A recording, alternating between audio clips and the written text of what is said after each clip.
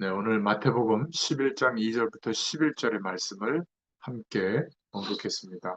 오늘 제목은 세례 요한과 제자라는 제목입니다. 5월은 가정의 달이라고 하죠. 저와 여러분이 세상에서도 좋은 것들이 많이 있을 겁니다. 그러나 그리스도 안에서 하나님이 허락하시는 가정의 축복을 풍성하게 누리시기를 바랍니다. 교회를 다니는 것과 신자가 된 것은 차이가 많이 있죠. 또 성경을 아는 것과 그냥 아는 것과 그리스도를 안다는 것도 굉장히 차이가 있습니다. 예수님이 그리스도라고 하는 이 사실을 정말로 안다면 저와 여러분은 어떤 상황 속에 있어도 승리하게 됩니다. 지금 기독교인들의 가장 큰 실수가 그리스도에 대한 비밀을 잘 모르는 것이라고 할 수 있어요. 들어서는 알고 있는데 이것이 모든 것이다. 예수님이 그리스도 되어 주신 축복이 아니고는 하나님을 알 수도 없고 하나님 나라의 비밀을 체험할 수도 없는데 대부분 그리스도를 통해서가 아니라 그 믿음을 통해서가 아니라 그리스도의 의를 통해서가 아니라 나의 열심, 예배 잘 드리고 기도 열심히 하고 헌금 생활하고 똑바로 살고 좋은 거죠. 그러나 그런 열심으로 하나님의 복을 안다고 생각하거든요. 자, 그래서 뭘 체험했으면 어떻게 될까요? 너 그렇게 안 해서 그래. 이렇게 되는 겁니다. 그걸 보고 율법주의자라고 하거든요. 말씀 틀린 거 하나도 없어요. 그런데 저 사람은 그 말씀대로 살 수 없는 영적 상태와 어려움이 와 있는 거예요. 그러면 왜 너 못 살아가 아니라 그런 어려워진 상태를 이해하고 기도로 돕거나 또 삶으로 좀 돕거나 같이 공감해 주거나 기다려 줘야죠. 그리고 하나님의 시간이 되면 그때 마음의 문이 열렸을 때 내게 임한 하나님 나라의 축복을 겸손하게 설명해 주는 겁니다. 나는 이렇게 복 받았는데 야 오르지. 예, 너는 예수 안 믿어서 그래. 이런 논조가 아니라 당신은 정말 귀한 축복이 시작될 수 있다. 겸손하게 이렇게 설명하면요. 거의 다 믿지 않더라도 하나님의 구원의 시간이 안 돼서 믿지 않더라도 고마워해요. 근데 우리가 대부분 교회에서 좀 이렇게 알게 된 전도가 뭐냐면 막 영적 우월감을 가지고 저 지옥 갈 놈, 지옥 갈 백성, 내가 구원해 줘야지. 그런데 그 사람이 나를 볼 때는 전혀 하나님의 함께하는 축복을 못 느끼고 있거든요. 그냥 세속주의예요. 세상에서 열심히 살고 최선을 다하고 성공하고 행복하게 살고 편안하게 살고 그냥 이런 중심이거든요. 근데 하나님이 해줬다는 거죠. 경건한 불신자들이 볼 때는 기분 나쁩니다. 노력도 안 하고 거저 없고 그것에 대해서 감사함도 없고 그냥 교만한 상태거든요. 자기만 잘났다고 하는 겁니다. 그러니까 경멸하는 거죠. 참 이런 부분들이 안타까운 거예요. 그리스도에 대한 축복을 너무 작게 평가하고 있고, 내가 이런 신앙 행위를 했더니 이런 기적 같은 응답이 왔더라. 그거는 너무 높게 평가하고 있는 겁니다. 뭐 그런 응답이 올 수도 있죠. 하나님 역사하시면. 근데 더 중요한 거는 예수님이 하신 그리스도의 일, 구약과 옛날 약속, 신약, 예수님으로부터 시작된 새로운 약속, 구약과 신약, 성경 전체가 말하고 있는 하나님의 약속의 비밀, 누구죠? 예수님에 대해서, 그리스도에 대해서 말하고 있는데 여기에 대해서는 관심도 약할 뿐더러 잘 모르고 있는 겁니다. 그러니까 이단의 세력이 성경 구절을 가지고 막 들이밀면 말 한마디도 못하고 그냥 에이 막 가라고만 하죠. 들어주고 그거는 이런 의미인데 당신은 이상하게 이해하고 있군요. 이거는 복음을 말하고 있는 겁니다. 예수님이 오실 메시아의 축복과 오신 예수 그리스도의 축복을 말하고 있는 겁니다. 설명해 줄 수 있을 정도는 돼야 되는데 성경을 너무 몰라요. 왜냐하면 주일날 목사님이 설교하는 걸로 때우는 걸로 끝나서 그래요. 창세기부터 요한계시록까지 쓰는 분들도 많고 막 읽는 분들도 많은데 그냥 문자 그대로 읽거나 쓰는 거예요. 그 모든 내용이 복음을 말하고 있거든요. 예수님이 하신 그리스도의 일에 대해서 예언하고 있거나 성취됐다고 말하고 있거나 그 약속을 붙잡았더니 우리에게 이런 하나님의 역사가 일어난다. 핵심은 예수 그리스도에 대해서 말하고 있거든요. 그러니까 너무 빈약한 거예요. 이게 너무 안타까운 겁니다. 그러니까 가정에서도 예수 믿으면 더 힘들죠. 뭐, 못해야 될 게 많고 지켜야 될 게 많고 그렇잖아요. 뭐 마시면 안 되고, 피면 안 되고, 부정한 방법 저지르면 안 되고, 뭐 얼마나 많은지 몰라요. 앞자리에 앉아야 되고, 뭐, 헌금도 빳빳한 돈 내야 되고, 또 뭐 절기 다 지켜야 되고 말이죠. 그러니까 정상적인 신앙인은 피곤해 하고 있어요. 교회에서 열심히 신앙생활하는 걸. 그렇지 않습니까? 열심히 해도 기쁘고 즐거워야 될 거 아니에요. 영원한 축복 속에서 하고 있다면. 근데 그게 아니면 힘든 거죠. 그러니까 편안한 에어컨이 빵빵하게 나오고 음향도 좋고 목사님도 무슨 박사학위 몇 개 가지시고 성령도 충만하시고 막 교인들도 막 몇천 명 모여서 오케스트라가 동원되고 말이죠. 뭔가 거기 가면 인테리어도 훌륭하고 막 은혜 되잖아요. 일단 가면 대부분 이제 그런 교회를 찾아요. 그러니까 예전에는 우리나라 전체 시골까지 작은 교회든 큰 교회든 뭔가 하나님을 향한 뜨거운 중심이 있었거든요. 세상과 속하지 않는, 그러니까 세속주의에 문들지 않은 그런 경건한 신앙인들이 있었어요. 저희 할머니 시대, 우리 부모님 시대에 보면. 근데 지금은 거의 다 세상의 기준하고 비슷해요. 잘 되고 성공하고 그냥 아무 문제 없고 편하면 그냥 좋다고 생각하는 거거든요. 근데 정말 예수를 제대로 믿고 하나님의 축복을 경험해 보면 세상에서 가지고 가는 인생관과 안 맞게 돼 있어요. 그래서 내가 그렇게 말을 안 했지만 나는 그 인생관을 존경하거나 동경하거나 막 따라가려고 하지 않잖아요. 대다수가 그렇게 살고 있는데 그럼 이 사람들이 어떻게 볼까요? 저거 뭐지? 기분 나쁘게 생각하거나 근데 또 가만히 있으면 좋은데 예수님 어쩌고 한단 말이에요. 응? 더 좋은 게 있는 것처럼 자기들이 볼 때는 지질이 공상밖에 살고 있는데 더 좋은 게 있는 것처럼 막 얘기하니까 저건 또 뭐지? 하고 막 경멸하고 핍박하기 시작하는 거예요. 그러니까 정상적인 크리스찬은 하나님이 함께 하시는 축복을 드러낼 수밖에 없는 심정으로 살잖아요. 그러니까 공격당할 수밖에 없는데 또 핍박을 안 당하려고 막 인격적으로 하고 막 수준 높은 방법으로 하고 막 그러는데 성질대로 하시면 됩니다.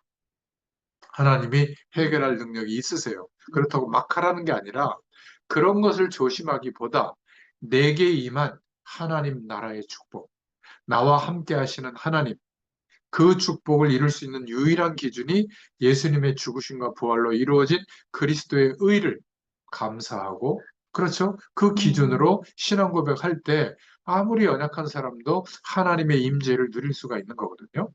그렇잖아요. 부활절이 얼마 전에 지났잖아요. 그럼 이제는 성령 강림, 성령의 역사를 체험하는 그런 교회력을 따지면 그런 절기를 보내고 있는데 막 빌어야만 충만해지는 게 아니라 조금만 말씀을 생각하면서 약속으로 붙잡고 하나님을 바라보면 그 충만함이 임하거든요. 그런 은혜를 저와 여러분에게 주실 줄로 믿습니다. 그래서 오늘 본문은 그냥 넘어갈 수 있는데 그렇지 않습니다. 마태복음 11장 1절부터 19절의 말씀을 잘 읽어보시면 신약 성경에서 정말 중요한 부분이 오늘 나온 거예요. 한마디로 말하면 예수가 그리스도가 맞느냐 안 맞느냐 그걸 말하고 있는 거거든요. 그랬더니 예수님께서 세례 요한에 대한 평가를 오늘 여기에 내린 겁니다. 11장 11절에 여자가 낳은 자 중에 세례 요한보다 큰 이가 일어남이 없도다. 왜 그랬을까요? 세례 요한이 질문이 바로 그거였던 겁니다. 예수가 그리스도가 맞느냐 안 맞느냐. 제자들을 보내서 우리가 그리스도를 기다리고 있는데 당신이 그 그리스도가 맞느냐 안 맞느냐를 묻게 한 거예요. 너무 중요한 질문이잖아요. 다 관심도 없는데. 구약 성경 말씀을 성취시키는 신약의 가장 중요한 주제를 물어본 겁니다. 당신이 그리스도가 맞느냐? 자기의 제자들을 보내가지고. 그런데 바리새인들은 너무 열심히 말씀을 지키고 절기를 지키고 하나님 뜻대로 살려고 노력했지만 전혀 엉뚱한데 자기들의 신앙 행위에만 관심을 갖고 있었어요. 메시아가 오셨는데 그리스도가 오셨는데 아예 그냥 저 인간은 그리스도가 아니다. 그래서 핍박하는 대상으로만 삼았던 거죠. 세례 요한이 메시아를 기다리면서 금식하고 기도하니까 세례 요한 보고는 저거 귀신 들렸다 이렇게 말할 정도였으니까요. 그리고 그리스도인 예수님이 가난한 자들을 찾아다니고 병 고치고 치유하다 보니까 저 예수라는 사람은 죄인들의 친구다. 그리고 가난한 자에게 찾아가서 위로하고 같이 식사도 하니까 예수님 보고 반대로 먹는 것을 탐하는 자다. 이렇게 말하고 있거든요. 그러니까 그리스도에 대한 오신 예수 그리스도에 대한 관심도 감격도 전혀 없는 그런 사람들이었어요. 이런 수준 가지고는 지금 엄청난 그리스도의 비밀이 이루어지는 현장을 알 수가 없는 겁니다. 눈으로 봐도 모르는 거죠. 마태복음 11장 18절 19절에 그런 이야기를 하고 있는 거예요. 우리가 자칫 잘못하면 이런 신앙인이 될 수가 있는 겁니다. 엄청난 그리스도의 비밀보다는 자꾸 다른 것을 이야기하는 거죠. 목사님이 어떻대? 교회 분위기가 어떻대?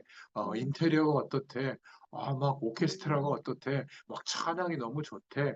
이런 어떤 그런 거는 좋은 거지만 진짜 교회의 본질은 어떤 거죠? 구원의 감격과 성령의 인도하시는 삶 속에 우리가 살아가고 있는 것과 또 우리의 미래를 땅끝까지 이 복음이 증거되어지도록 그 방향으로 인도하신다고 하는 확신이 드는 예배. 그렇죠? 그 그리스도의 축복을 확인하는 예배의 분위기가 있어야 되거든요. 그게 사실은 하나님이 원하시는 교회 아니겠어요? 그런 두세 사람이 모인 곳에 내가 너희와 함께하리라. 우리 천왕동 식구들이 그 현장을 와서 지난주에 보신 겁니다. 저는 참 감격스럽더라고요. 하나님께서 그 중심을 가지고 세워 가시는 그 교회에 심부름하고 있고 같이 예배하는 그 현장에서 뭔가 한 획을 같이 그은 겁니다. 나중에 이제 교회가 번듯해졌을 때는 그때는 이런 축복을 몰라요. 대다수의 사람은. 그렇죠? 대부분 예수님이 비유하기를 피리를 불고 음악이 나오는데도 감동이 없는 사람과 같다. 슬픈 일이 생겨서 눈물을 흘리고 있는데 그러는데 옆에서 보고 마음 아픈 것이 없는 사람하고 같다. 오늘 세례 요한이 얼마나 중요한 질문을 했는지 감옥에 있으면서 자기 제자들 사람을 보내서 그 예수님이 저분이 그리스도가 맞는지 확인해 보고 와라. 그렇게 심부름한 겁니다. 시킨 거죠. 아무것도 아닌 것처럼 보이지만 그 질문과 심부름이 성경 전체를 놓고 볼 때 굉장히 중요한 사건이 된 거예요. 시간이 된 거죠. 교회 다니는 사람 중에 이 그리스도에 대한 주제에 대해서 전혀 관심이 없는 사람이 많아요. 이거보다는 눈에 보이는 그런 것에 관심이 참 많죠. 언제 병 낫느냐? 언제 우리에게 잘 되느냐? 언제 내가 막 물질의 복이 오느냐? 언제 내가 막 복잡한 이 심령이 좀 이렇게 편안해지느냐? 보이는 것에 관심이 많습니다. 그러니까 신앙생활을 열심히 하는데도 힘든 거예요. 열심히 해도 삶은 더 나아지지가 않죠. 관심이 다른 데 있다 보니까. 성경을 많이 읽어도 유대인만큼 많이 읽고 암송한 사람들이 없을 거예요. 그런데 세례 요한이 관심 갖고 있는 것과 지금 그 바리새인의 관심이 다른 겁니다. 세례 요한은 성경을 잘 알고 있었어요. 우리가 그렇게 기다리고 기다리던 메시아가 지금 오신 것 같은데 이것을 확인해서 알려달라고 한 겁니다. 그런데 바리새인들은 직접 그 현장에 가서 봤거든요. 그런데 관심도 없는 겁니다. 이게 차이점이거든요.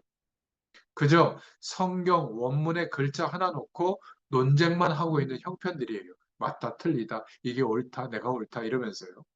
오늘날 교인들도 비슷합니다. 말은 구원받았다고 하지만 실제 관심은 그리스도의 큰 축복에 대한 감격도 없고 관심도 없죠.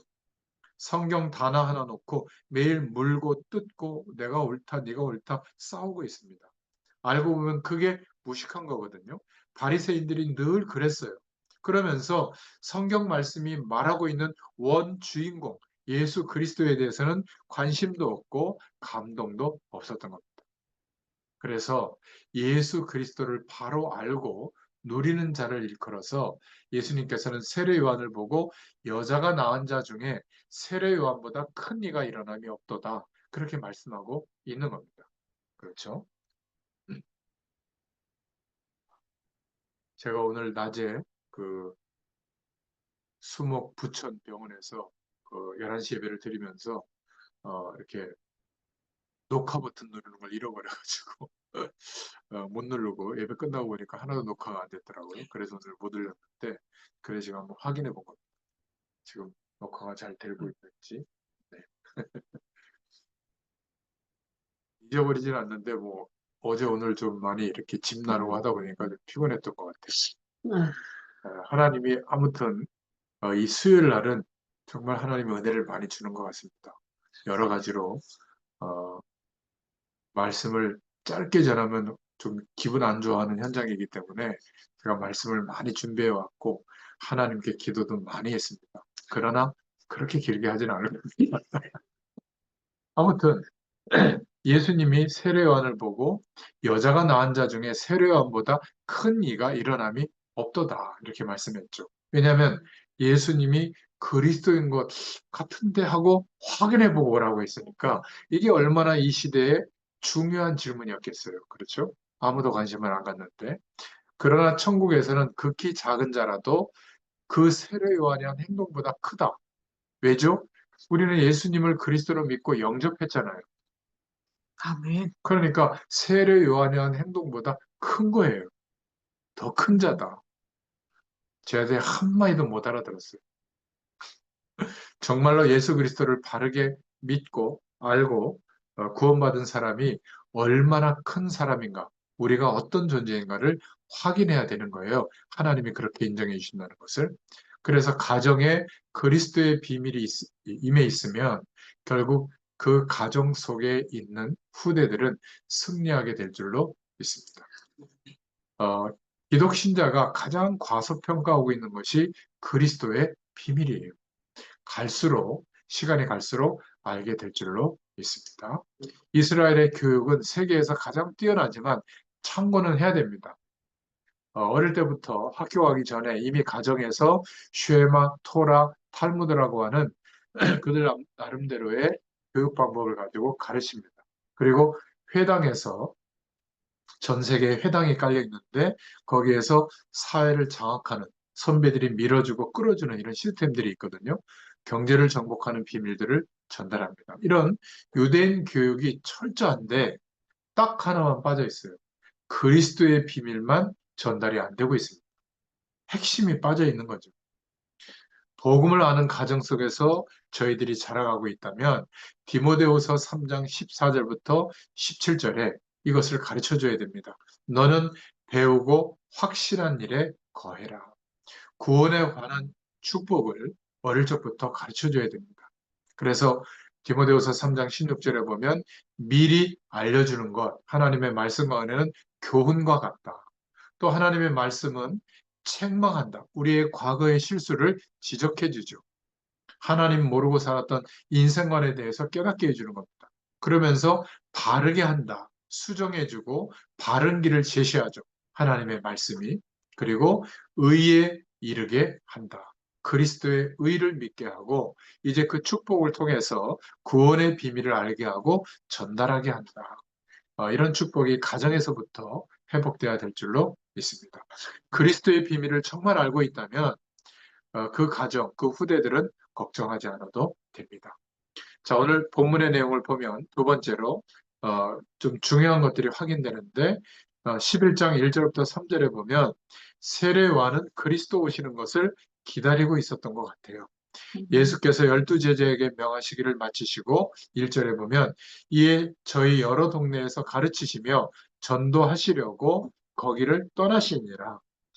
요한이 얼마나 관심이 많았던지 11장 2절에 보면 요한이 옥에서 그리스도의 하신 일을 듣고 제자들을 보내어 예수께 여짜오되 오실 그이가 당신이오니까 우리가 다른 일을 기다려야 됩니까? 당신이 그리스도가 아니라면 다른 그리스도를 기다려야 됩니까? 이렇게 묻게 한 거거든요. 모든 신학자, 모든 목회자가, 모든 사람들이 관심을 가져야 될 부분이죠. 예수님이 그리스도신가? 그 예수님이 나의 그리스도가 맞는가? 이 말은 당신이 오실 그리스도가 맞습니까? 이렇게 물어보게 되는 것이죠. 세례 요한이라는 사람이 그리스도가 오실 것을 기다리고 있었다는 말이 되는 겁니다. 그렇죠? 비록 광야에 있지만 세례 요한은 예수 그리스도에 대한 것만 기다리고 있었던 거예요. 보통 인물이 아니죠.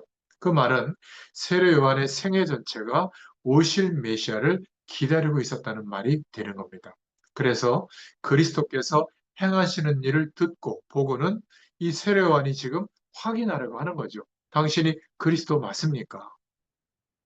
마태복음 11장 4절부터 5절에 보니까 예수께서 대답하여 가라사대 너희가 가서 듣고 보는 것을 요한에게 고하되 소경이 보며 안진뱅이가 걸으며 문둥이가 깨끗함을 받으며 귀모여 들으며 죽은 자가 살아나며 가난한 자에게 복음이 전파된다 하라 이렇게 말씀했거든요.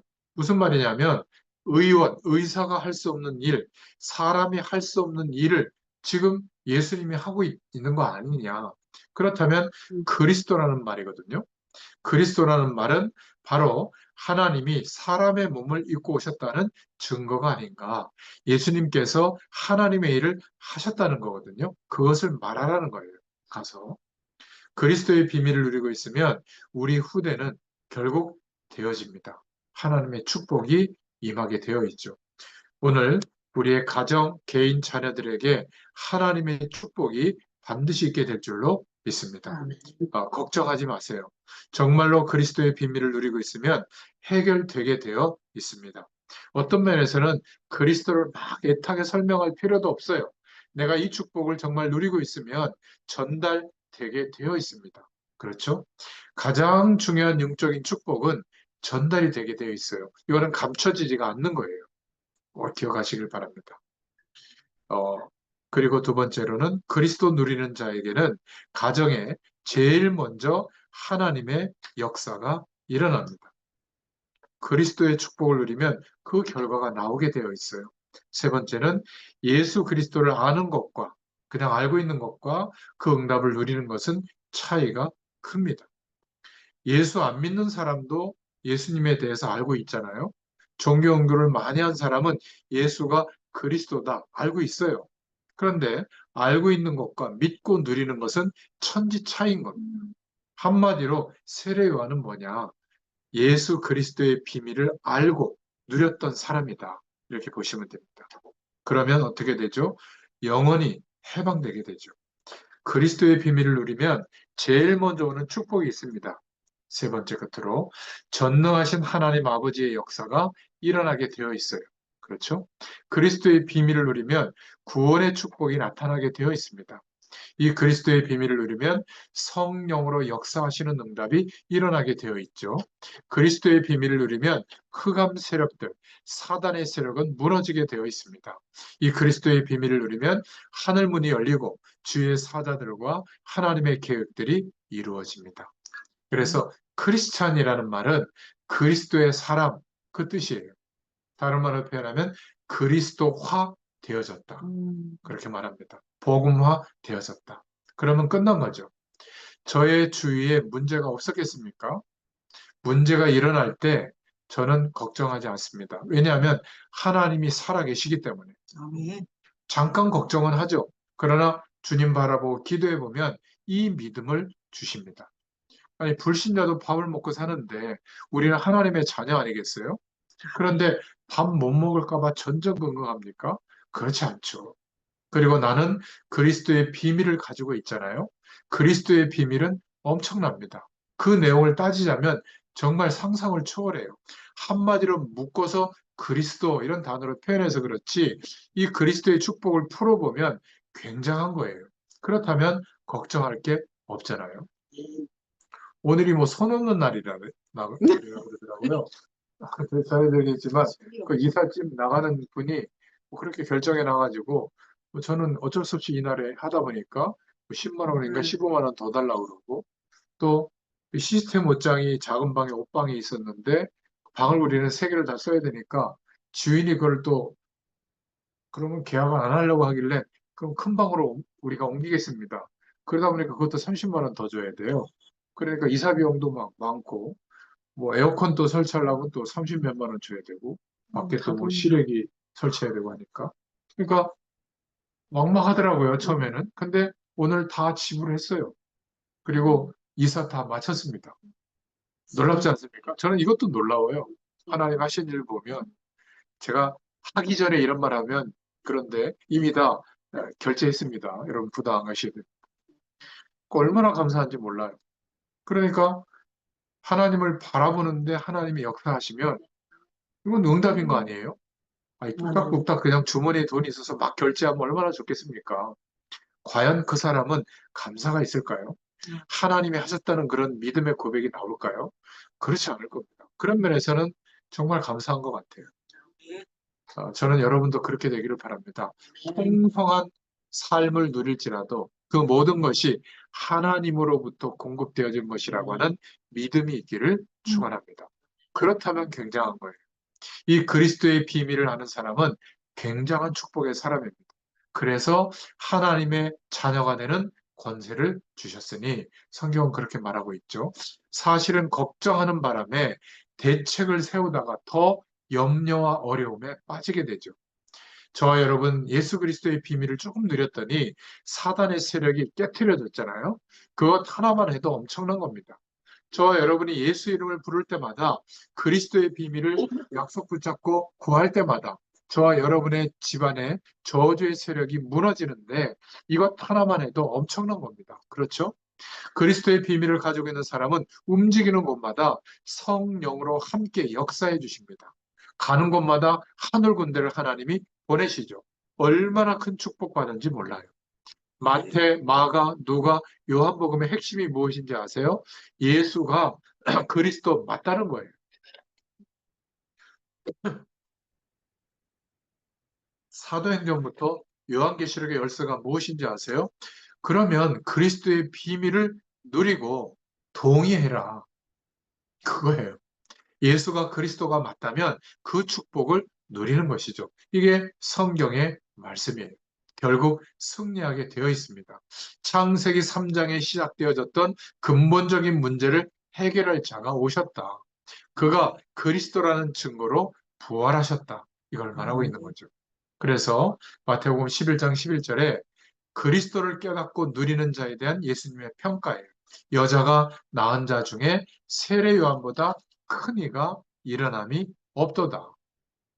그런데 너희는 천국에서 더 큰 자다. 이렇게 말씀하고 있잖아요. 예수 그리스도를 믿으면 그렇게 하나님이 여겨주시는 겁니다. 너는 베드로라, 이 반석 위에 내 교회를 세울 것이고 음부의 권세가 너를 이기지 못할 것이다. 내가 너에게 천국 열쇠를 주노라. 그렇게 말씀하고 있죠. 기도 응답 받을 수 있는 권세를 준 겁니다. 또 변화산에 데리고 올라가서는 율법도 사라지고 모세도 엘리야도 사라졌지만 그리스도만 남았다는 사실을 베드로에게 제자에게 보여주셨죠. 저와 여러분이 그리스도의 축복을 누리면 어떻게 되는지 아세요? 하늘과 땅의 모든 권세를 가지고 주님께서 약속하셨습니다. 내가 너와 세상 끝날까지 항상 함께 하겠다. 이 축복을 허락하시는 줄로 믿습니다. 여러분 능력이 없습니까? 약속하셨어요. 오직 성령이 너에게 임하시면 너희가 권능을 받고 땅끝까지 증인이 되리라. 이것을 믿고 기도해 보시기 바랍니다. 대부분의 사람들이 알고 있지 믿고 기도하고 누리지를 않고 있는 거예요. 그러니까 현실 문제에 매몰되는 겁니다. 오늘 결론입니다. 세 번째로 자녀들에게 이 복음을 그리스도를 억지로 강요할 필요는 없습니다. 앉아, 예배 드려, 이런 거야. 그런 식으로 하지 말라는 거죠. 내가 그리스도의 축복을 두 번째로 누리고 있으면 증거가 오거든요. 하나님의 나라의 배경이 누려지는 축복이 나타나게 되어 있고 이미 그 내용이 전달되고 난 뒤에 시간이 오면 증거가 오게 되어 있어요. 그러면 그때 결정적인 순간에 마음의 문이 열릴 때 설명해 주면 됩니다. 저처럼 설교할 필요는 없어요. 여러분의 삶의 언어로 설명해 주면 됩니다. 망해도 망한 것이 아니에요. 하나님의 자녀는. 아주 작은 것을 통해서도 그리스도의 축복을 누릴 수 있기를 축원합니다. 아는 것은 누구나 다 알죠. 예수님의 약속을 붙잡고 믿고 기도할 수 있기를 바랍니다. 그 응답이 누려지게 될 거예요. 저 여러분의 가정의 후대들에게 이 그리스도가 전달되기를 축원합니다. 그리스도의 축복, 언약 안에 있는 사람들은 다 망한 것 같아도 괜찮습니다. 그거는 우리 생각이지 망한 것이 아니에요. 그리스도의 비밀을 기도로 누리고 있다면 저와 여러분이 아주 가난해진 것처럼 보이지만 괜찮습니다.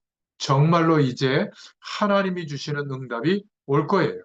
오늘부터 이 그리스도의 비밀을 기도로 누릴 수 있기를 축원합니다. 꼭 부탁을 드립니다. 아주 작은 것을 통해서 기도로 누리시고 그 응답을 누리시길 바랍니다. 그리스도를 안다고 하는 것은 그리스도의 축복을 누린다는 것은 다른 거예요. 그래서 구별된 삶을 산다. 왜냐하면 다른 축복을 누리고 사니까. 그래서 거룩한 백성이라고 하는 겁니다. 막 거룩해지기 위해서 막 노력하는 게 아니라 그리스도의 축복을 누리고 있는 사람은 하나님이 볼 때 구별된 자로 여겨주시는 거예요. 아는 것은 누구나 할 수 있습니다. 그런데 이래도냐? 예, 이래도입니다. 이런 상황과 조건 속에서도 저는 그리스도의 축복을 의지합니다. 하나님이 역사하실 것을 믿습니다. 이렇게 누리는 것은 굉장한 믿음인 거예요. 여러분이 조그만한 삶 속에서도 그리스도의 축복을 계속 누릴 수 있기를 예수님의 이름으로 축원합니다. 살아계신 하나님 감사합니다. 오늘도 마태복음의 말씀을 통하여 우리에게 가장 중요한 복음을 깨닫게 하시고 그리스도로 말미암아 회복되어진 영원한 축복을 기대하게 할 수 있도록 하나님을 바라보는 중심을 회복시켜 주심을 감사합니다. 오늘 천왕동 식구들과 또 복음의 교회 말씀으로 또 응답받을 모든 성도들과 함께 이 예배를 하나님께 드렸습니다. 오늘 마태복음의 말씀을 통하여 천국 백성으로 살아가는 응답이 있게 하여 주시옵소서. 예수님의 이름으로 감사하며 기도드렸습니다. 아멘. 지금은 우리 주 예수 그리스도의 은혜와 하나님 아버지의 크신 사랑하심과 성령의 내주인도 역사 교통하심이 오늘 말씀 주신 그대로 응답받기를 소원하는 모든 주의 백성들 머리 위에 천왕동 우리 믿음의 식구들 가정과 후대들의 현장 위에 사명의 현장 위에 복음의 교회와 성도들의 현장 위에 지금부터 영원토록 함께 계실지어다. 아멘. 네, 박수로 하나님께 감사드립니다. 감사합니다.